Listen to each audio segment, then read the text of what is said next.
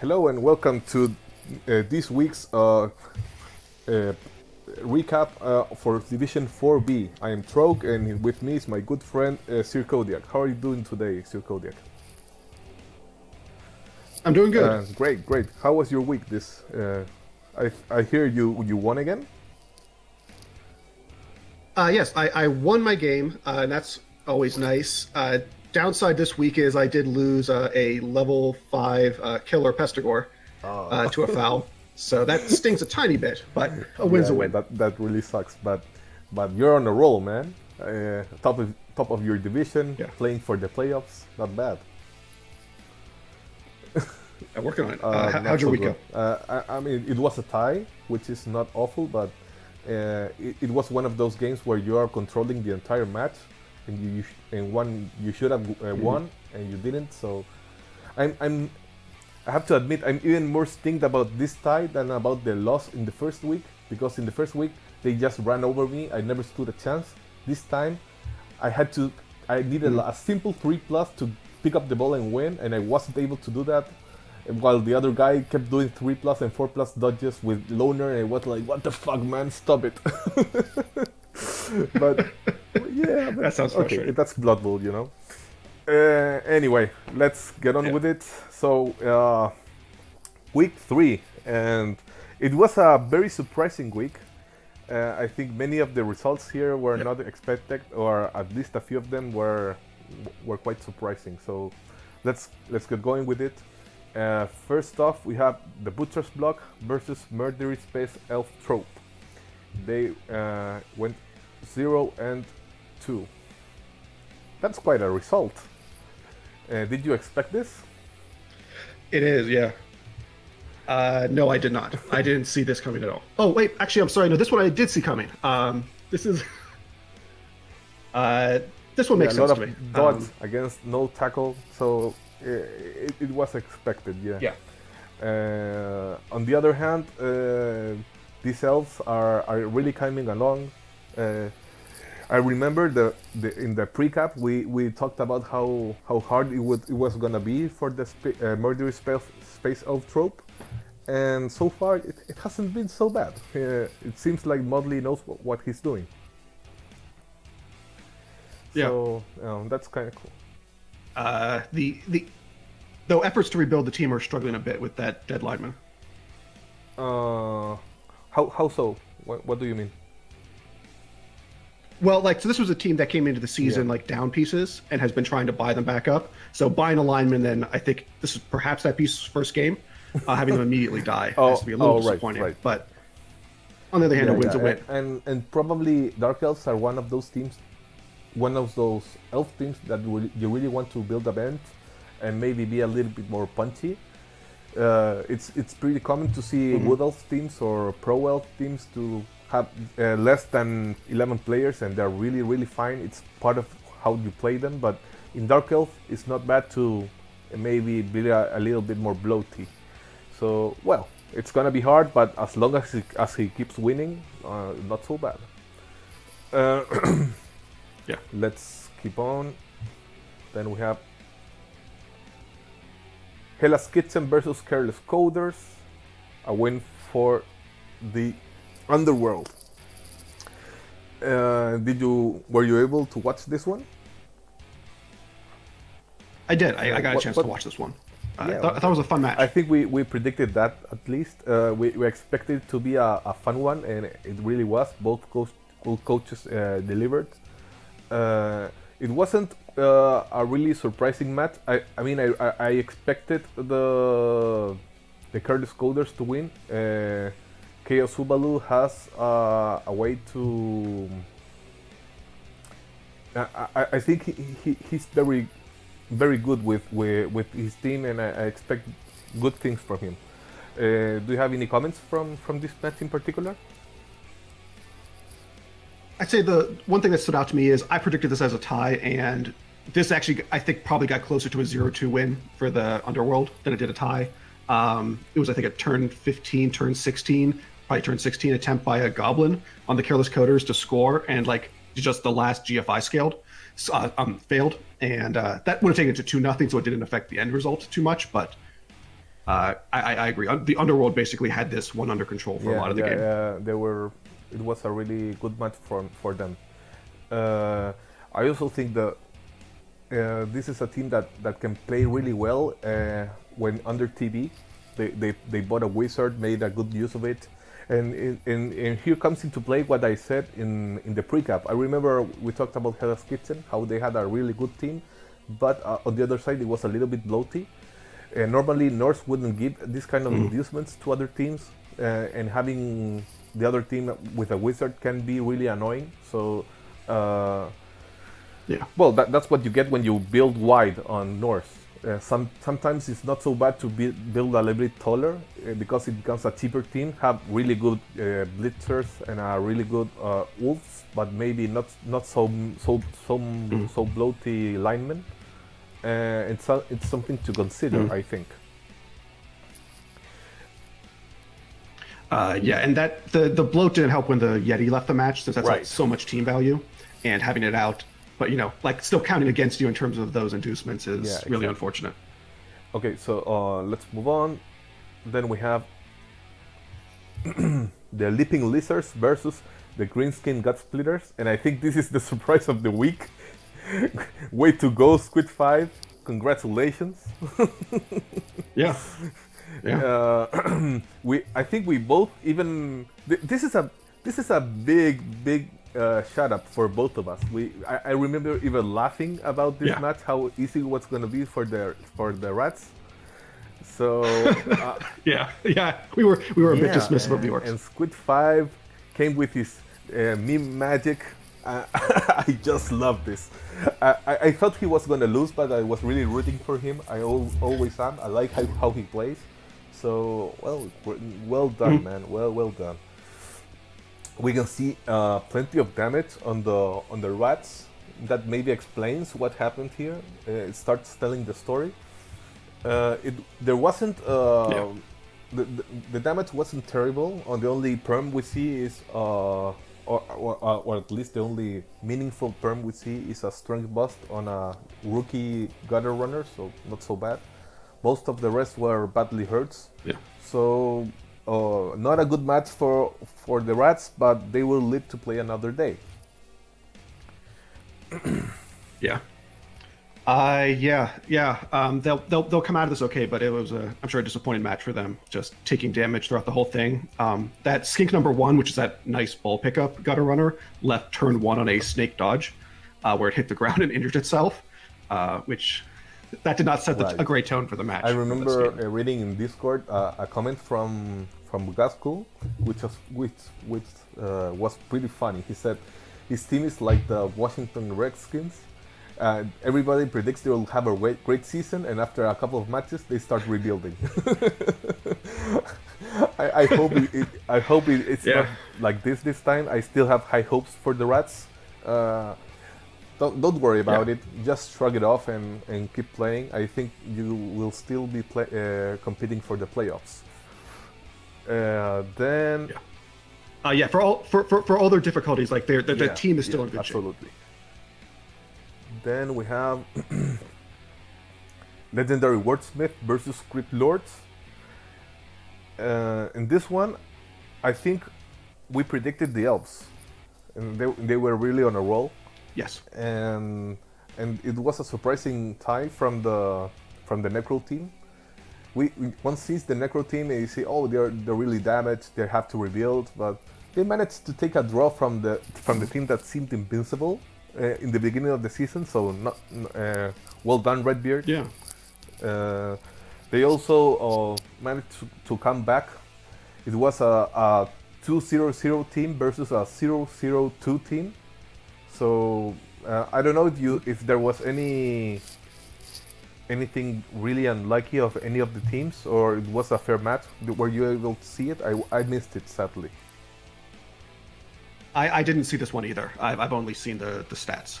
I'm not sure how this turned out this way. In any case, well done, Redbeard. Always nice to see a surprise. Still, Sean Fuller is in a great spot to keep playing, fighting for the playoffs. But it's nice to see that nobody is running off with the wins. This is still anybody's game. Yeah. So well done. Yeah. Then we have Donkeys and Elephants versus Wrath of Nuffle. Oh, my boy Shadora, you failed me again. And I think we can see what happened here. Oh my god, the damage. 1, 2, 3, Yeah. 4, 5, 6 injuries. So basically, you really predicted this one exactly how it was gonna happen. The more murdery team, was able to get the damage. After that, the snowball begins, and you can't really come back from that one. So, Yep. I don't know if you have any more comments about this match. I mean, what I'd say is, like, in Shadora's behalf, I think they really played this game really hard, and really pushed for trying to get whatever they could out of it. And basically, on their drive, they potatoed a bit, really tried to get a field, and there was just some bad dice as part of that, and it just totally, I think, messed up their chance to tie it up, and that's why it ended up at 0-2. So, and I admire that, but you never give up. You're always just like pushing to get as much done as possible, no matter how much damage you're taking. In that situation, at least they were not punished with a perm. I only see like an MNG and a lot of badly hurt, so they will be able to keep going with their team. Sometimes when one goes all in for the win, you end up taking a couple of permanent injuries as a punishment. So it wasn't so bad in that regard. Then we have Arequipa Nurglus Rebel versus My Dixie Wrecked. Okay, was an interesting match. I don't know if you have any comments before we go. I'm going to load a replay before we go on, but if you have anything to say, meanwhile. No, I mean, I think this was a well-played match by Nurgle, that they kept the pressure on, and they were obviously able to do really well. But I think the interesting moment is what you're about to talk about. So we talked about how to prepare a one-turn attempt against a natural one-turner, which is always really hard. I think there is an advantage in this case, that this natural one-turner in particular is a human, so only agility 3.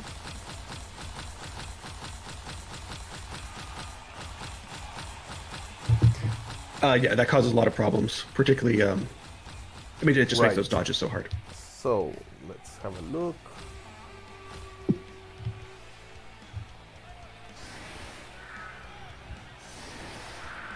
So, turn 16.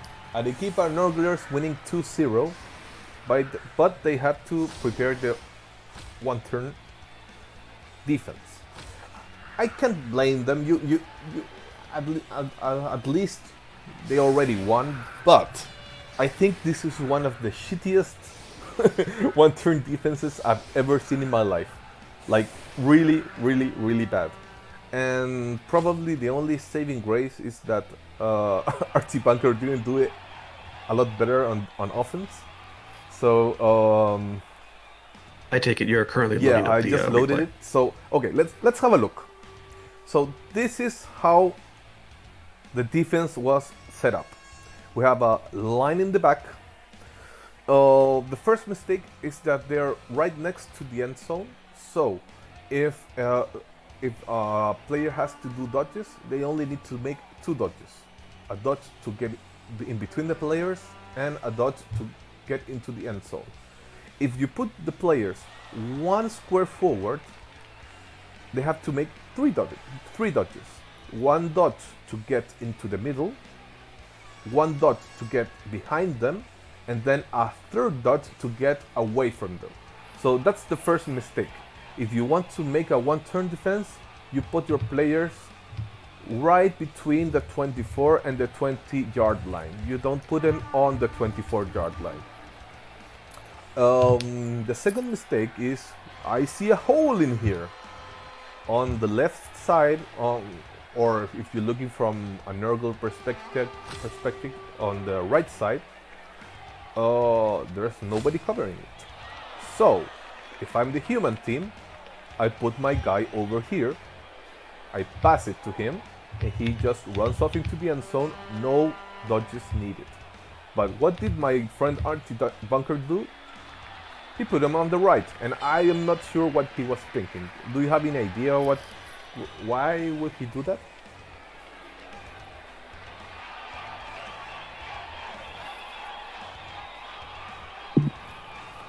Sir Kodiak?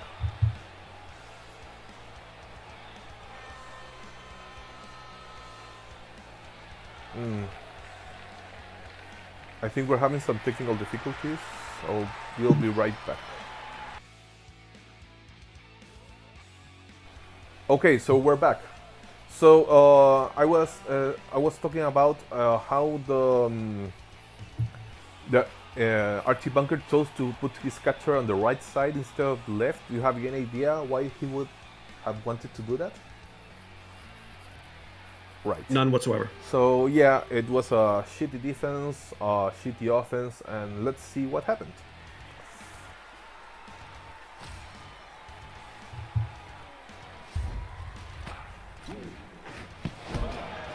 The Nurgle kick it.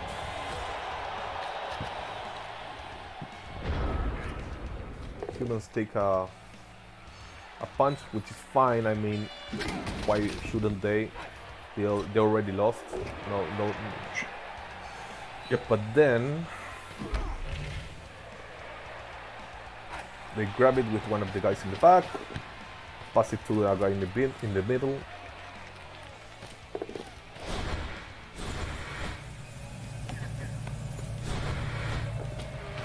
Then go for the handoff.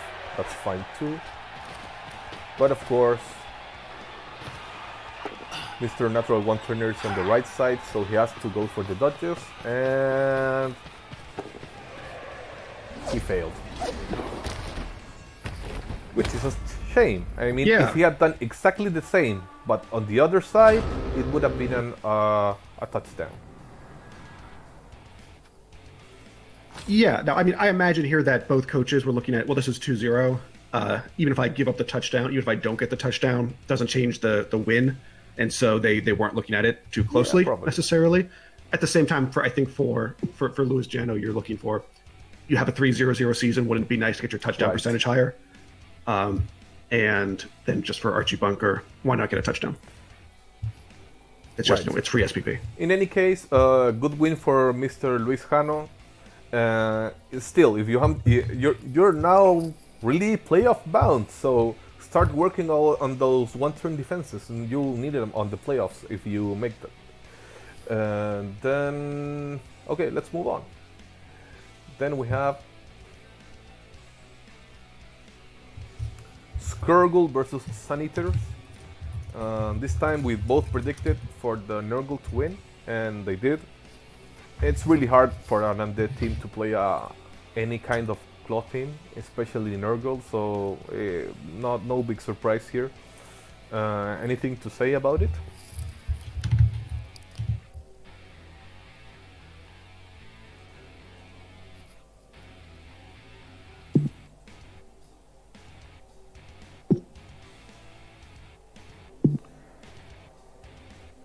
Sir Kodiak? So, yep. No big surprises on the Skirgle versus Undead team. Anything to say about it? Nope, I didn't catch this one, and it didn't seem super surprising. So anyway, let's see how we did with the predictions.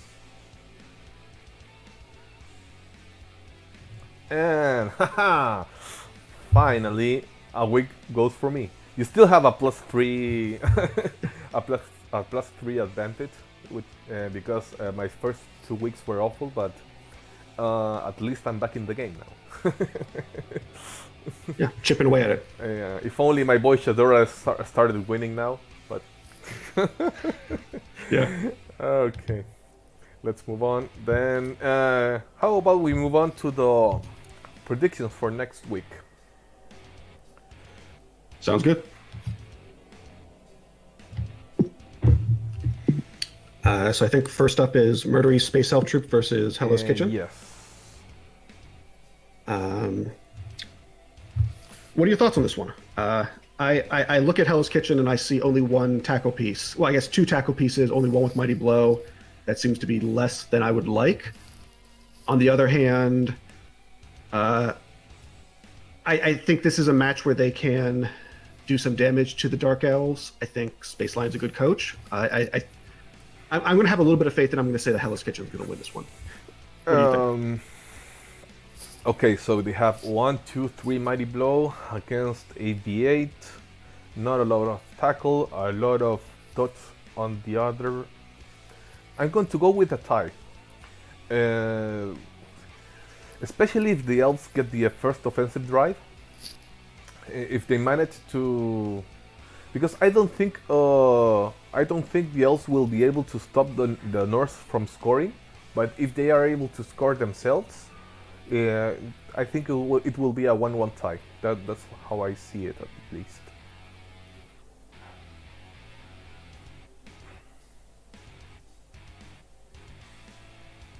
Can you hear me? Okay. I can hear you. Oh, no, I just said that I think it would be a 1-1 tie. Yeah, I don't see a way for any of the teams to really. I mean, it can go in the elves' way if the Norse make a big mistake or maybe double skull something that they don't expect to double skull. Or it can go the Norse way if they manage to make a lot of damage early, but otherwise I see them each one winning their own offensive half. So yeah, put a tie on my end. I can see it. Then we have the Butcher's Block versus Leaping Wizards. What do you think for this one? So I look at these folks' history. I'm seeing two teams that sort of like struggled against each other's type. That said, I'm going to keep faith in Gazgul. I'm going to predict a win for him this time. I think he does have the pieces to do something here. I think you're always disappointed to have a Storm Vermin out, but the Mighty Blow tackle one is the less useful one in this match, at least. You're going to replace Skink number 6 with a real gutter runner, not a missing strength bust guy who you want to fire anyways. And I think they have a shot to get something. Do something interesting, and they're gonna have a ton of inducements. So you're gonna have a wizard plus something else. What would you get aside from the wizard, if you're the rat coach? So I think you consider like the apothecary Bloodwiser Babe combo, just to try to keep yourself on the field, or maybe, there's always a temptation to buy. Forget his name. What's that guy with the claw hand that the rats can get? Lord, yeah. So there'd be some temptation that, right, just to have another body on the field that could take a hit. The only downside is all this Claw Mighty Blow is going to take him back off the field, probably pretty quick. So I go with the Apothecary Bloodwiser. Yeah, I don't like Glart a lot for this match because he already has a Storm Vermin that can do it better. Glart doesn't have Mighty Blow or Piling On. That's true. So he has the tool to make his damage. If he manages to protect the Storm Vermin, it should be fine. I think it would be more interesting to get I would get a star player or two, but I wouldn't get Glart. There's Hackflem, that is an interesting one with 2 heads and extra arm, Gutter Runner, to get more speed, because you have to outrun this chaos. You're not going to beat them in a scrum, so maybe that would be interesting. Or maybe Skitter, but I don't like Skitter in this match in particular. I think Skitter, the stat is not really useful against 88 and 89, and the tail is not really useful because this Chaos team in particular is not going to be trying to dodge or anything. So probably Hackflem to outrun them, or and of course the Wizard. The Wizard is a no-brainer. What I really like about Hackflem is that he's really good at doing bullshit, but at the same time he's a star player, so you can do some risky things that maybe you wouldn't do with your own gutter runners. Maybe do like a runoff behind the lines when you would you know that the Chaos team is going to come and blitz you, but if he dies, who cares? It's just a star player. Also, star players give you an extra bench, which is always nice against Murder Chaos. But it's a hard match for the Rats. I think I'll go with the Chaos this time. Okay, that's it. Actually, and I'll say in terms of looking at Hackflem, getting more dodge on the field also makes a lot of sense, given you only have one tackle piece over on the Chaos side, and it's niggled, and I have to assume that the Claw Mighty Blow Python Storm Vermin is going to go running at that guy just to get him gone. At which point it's going to be really hard to control. You get rid of that guy, and it's great. Even if your gutter runners get blitz, the guy is POW hunting, and POW hunting sucks. So that's the way to go. Okay, so next match we have the Careless Coders versus Legendary Wordsmith. This is going to be a fun one. I think I'll have fun watching this one. I'll try not to miss it. Yeah, definitely. What do you think about the agility plus on JC? Because JC was the Mighty Blow guy, and he rolled agility and went with it. What do you think about that?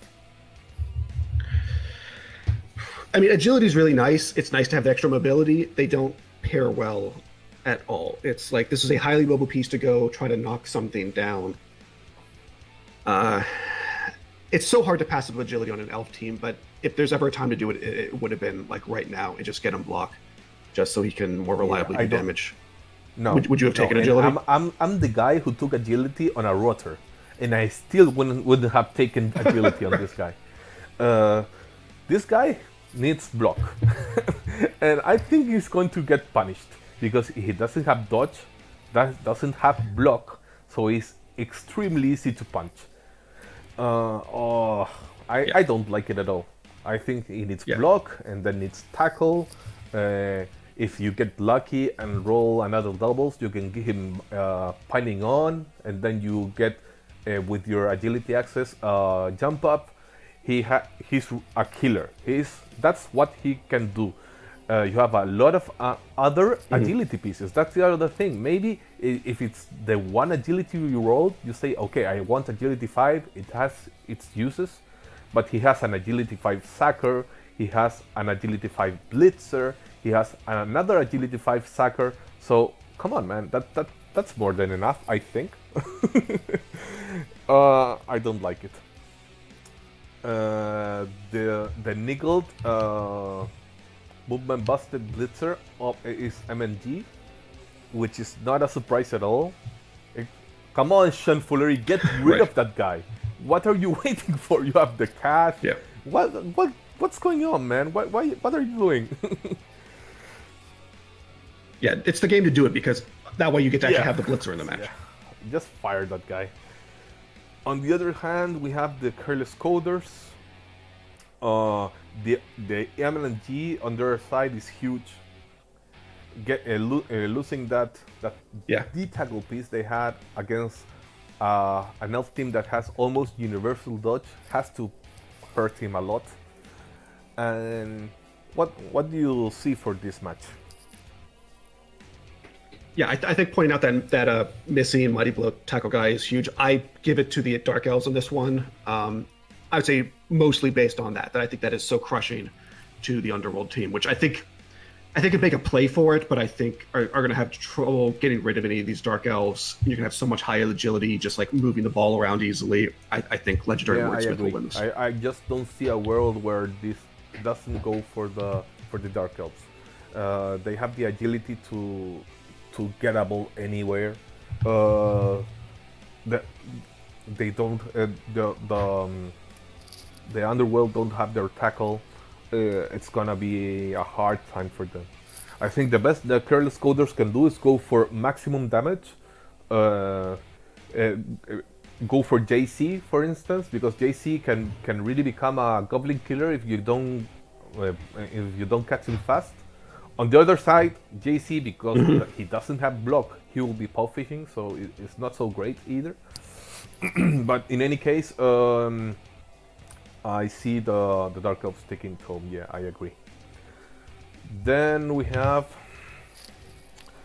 the Greenskin God Splitters versus Donkeys and Elephants. What do you see for this one? So I like your boy Shadora for this. I think that they have the. I think Chaos matches up nicely against Orcs a lot of the time. I think that they're a very solid coach. I think they'll be able to, and I think they have a nice track record against Orcs in general. So I think they'll be able to pull this one off. What about yourself? Yeah, I'm not going. Against my better instincts, I'm going to keep putting my faith on my boy Shadora. Don't fail me this time, guy. You can do it. And I think it's always Chaos is a terrible match for the Orcs. Just facing a similar strength team, but they have claw and you don't is awful. Also, Shadora has a couple of tackles, so the dodge on the Orc side won't be as useful. And I don't know, maybe Squid 5 manages to shut us up again, but I don't see it. I think this one goes for the Chaos. Yeah, I'll say my one concern for the Chaos team is one of their guard pieces is out, so you've got one guard on I guess 2 guard on the field for them up against 4 on the Orc team. If they don't start getting removals in their direction, I wonder if the Orcs aren't able to just like lock them down and keep them under control. And if you're listening to Squid 5, that's the strategy to beat us all. You have to be brave this time and base the Chaos, because if you just exchange the blitz every turn, their blitz is deadlier than yours. But if you lock him down with the superior strength and the superior guard you have, you can give him a lot of red dice, and that can become a problem for the Chaos team. I think that's the strategy for the Orcs. I'm not sure if he'll take it, because it requires something that is a little bit counterintuitive. One tends to protect their pieces, and this time you have to expose them in order to protect them, if that makes any sense. You have to deny them good blocks. So, on the other hand, the team value is quite a difference. Both teams are.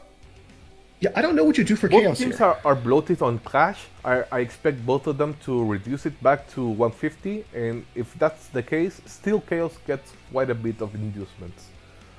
Oh.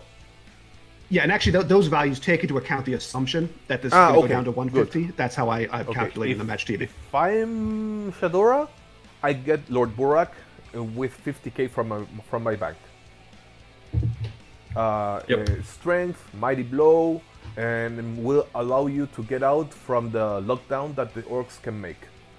That's what I would do. I don't think the Wizard is that useful on this Chaos team in particular, but the extra strength and the guy with block and Mighty Blow can be really useful.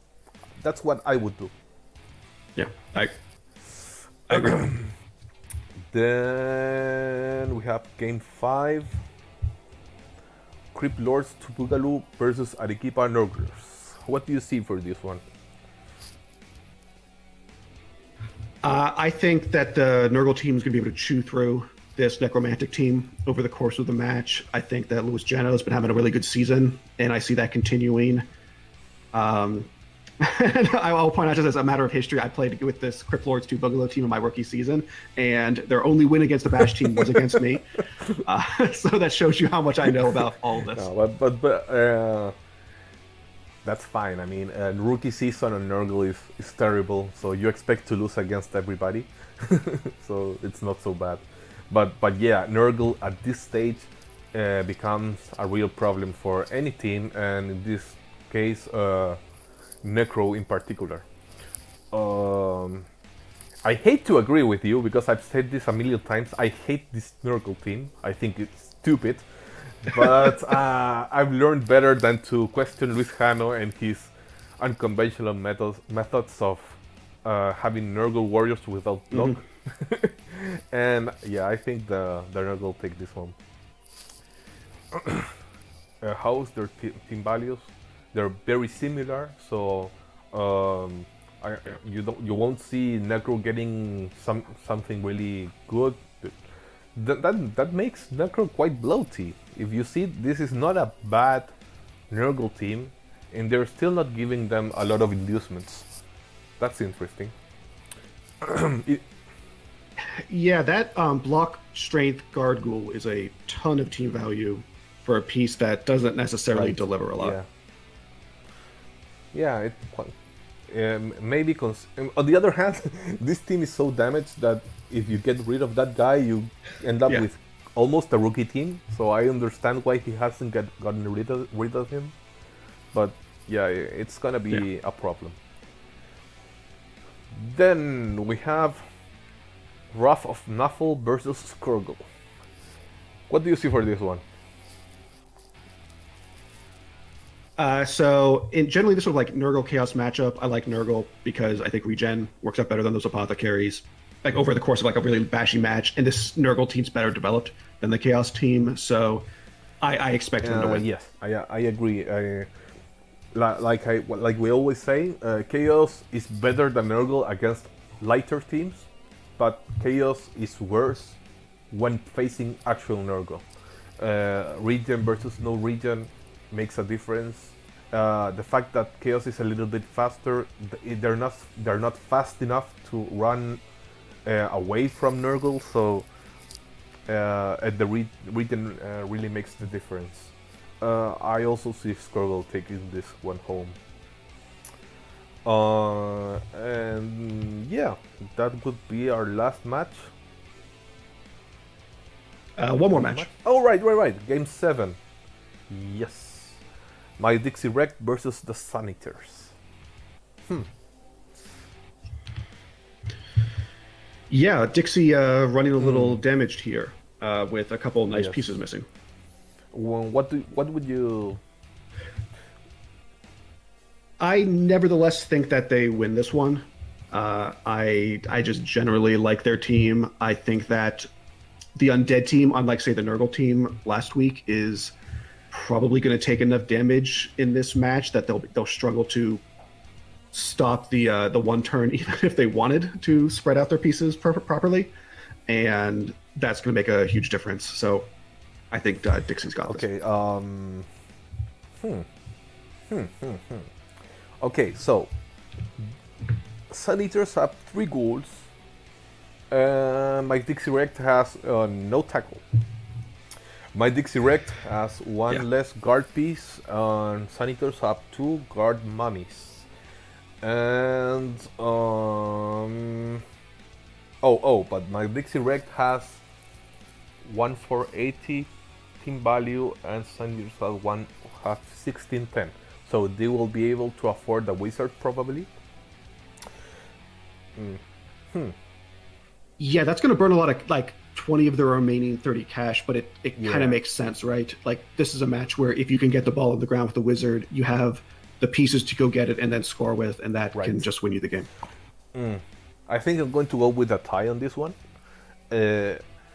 I'm not impressed by Dixie Wrecked and their one turner. I think they can do better. Last match was really they could have scored with the dice they had, but they didn't because they decided to do unnecessary dodges. So I'm not going to give them the benefit of they have a natural one turner, he's going to score. I don't know. He doesn't seem to know how to use it that well. Also, the thrower is out, so they don't have a built-in reroll for the pass. And I see the Undead winning their own drive, so I think this one will be a tie. I can see that happening. Yeah, you're right. The thrower makes that one turn harder. It's a lot more AG3 rolls that have to happen without a free reroll. Well, one more that has to happen without a free reroll, but any more is a real problem with AG3. I'd still get the wizard. I think both teams have a real chance to win this one, but I'm going with the tie. I don't see the Undead stopping the humans, and I don't see the humans stopping the Undead. And that would be all for today. Any last words for our Division 4B?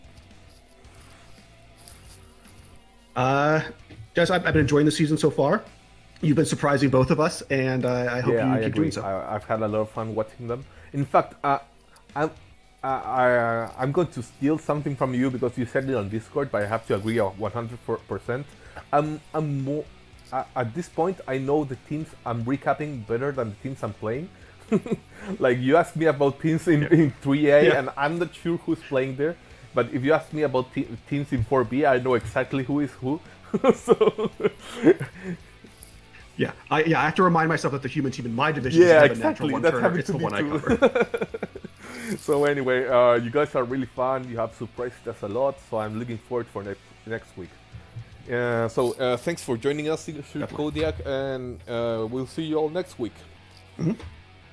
See you, man.